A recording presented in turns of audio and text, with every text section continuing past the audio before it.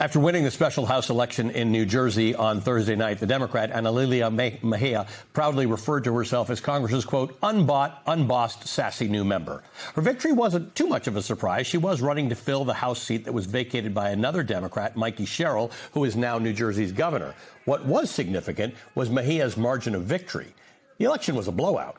Mejia won the race by nearly 20 points over her Republican opponent, Joe Hathaway. Now, that is an improvement from the Democrats' performance in the same district in 2024. Kamala Harris won the district by 9 points. Mikey Sherrill was reelected to Congress in 2024 by 15 points in that district.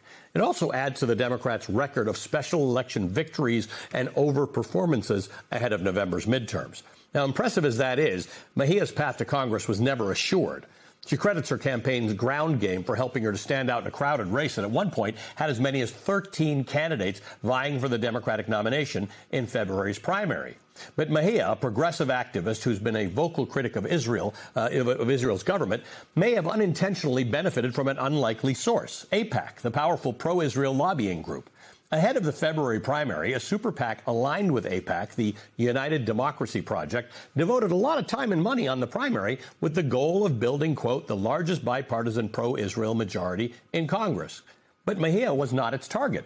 Instead, the group focused its attacks on one of Mejia's Democratic opponents, Tom Malinowski, the former two-term congressman who was at the time assumed to be the frontrunner. The twist here is that Malinowski is actually a longtime supporter of Israel and continues to be, but the United Democracy Project didn't think he was pro-Israel enough because he supported putting conditions on military aid to Israel, particularly in the context of the war with Gaza.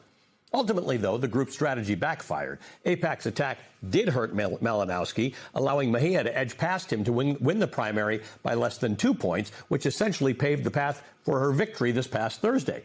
Soon, Mejia will be sworn into Congress, a prominent new progressive voice on Capitol Hill, joining the likes of Representative Alexandria Ocasio-Cortez and her former boss, Senator Bernie Sanders. Joining me now is the New Jersey Congresswoman-elect herself, Analilia Mejia. What a pleasure to have you here. Thank you. Thank you for being with us. Having me on. So this is actually, we didn't plan it this way, but it makes a lot of sense given the conversation I just had with Anne Applebaum about what happened in Hungary. People who are primarily concerned with what we call kitchen table issues, affordability, rent, things like that. Yes.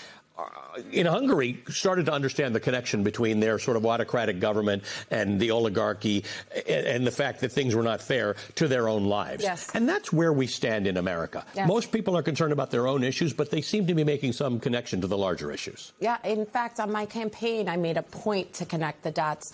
I would often let people know that, in fact, an authoritarian is just a corrupt politician that has gotten a taste for stealing from the people and wants to stay in power. And an oligarch is just a corporate interest that has gotten a taste from stealing from the people, stealing from their clients, their workers, and they want to keep the grift going. And they share a common enemy, an informed electorate. And so if you have an electorate that's paying attention to the connections between the cost of living going up and the cronies with an authoritarian regime, then you know that you have to not only fight on one front, protect democracy, but you also have to fight the stranglehold that corporations are having in our democracy and our economy. And while you are proudly a progressive, and we can talk about some of your policies, this isn't even a progressive position. No. This is basically just a small L liberal position that we would like a fair system. Pro-democracy, pro-American government, pro-constitution kind of issue. We have, it's our 250th anniversary, right, of the founding of the United States. And here we are defending the idea that we should have a balanced government, that we shouldn't have executive overreach, that we should have transparency in our legislative bodies, that we should have ethics in our judicial body. And here we have a president who is systematically undermining our Constitution and these protections.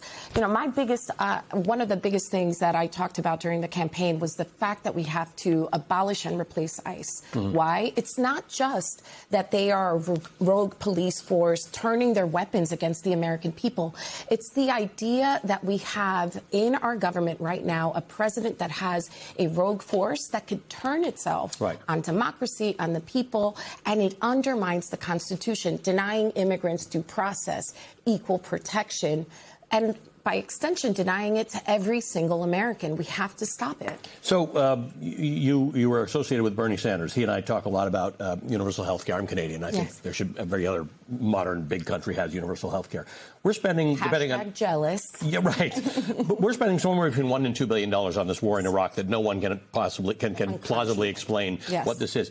That kind of money, whether it's SNAP or whether it's Medicaid, whether it's Veterans Affairs, whether it's infrastructure spending. This is real money. Yes. And yet we have to go through this torturous thing with DOGE where they're cutting little bits of government here, don't accomplish anything that they're supposed to. But we're literally wasting money on a war that's probably going to end up with Iran more powerful than it was when we started it. Your previous guest really paints a picture that feels very similar in the United States. We have a government, we have a president whose cronies, whose closest allies are enriching themselves while they dismantle the American government, while they dismantle our safety net programs, while the American people are paying more.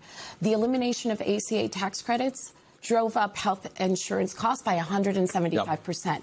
The elimination of energy tax credits drove up the cost of energy by 6%.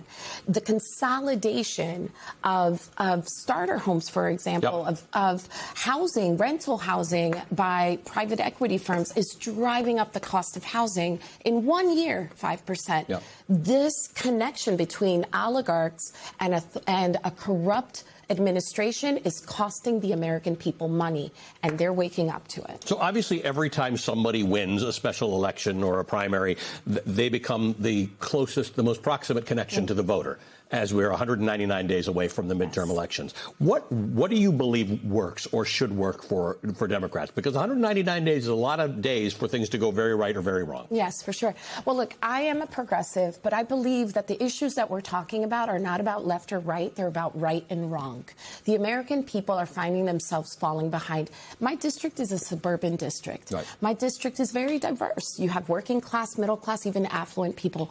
Every single place I went, I heard the same thing. The cost of living is making it impossible for us to not only hold steady, but to dream about what's going to happen to our children. The democracy backslide is very troublesome. It's letting us know that we have a tenuous hold on democracy in this moment, and we have to stand up and fight back.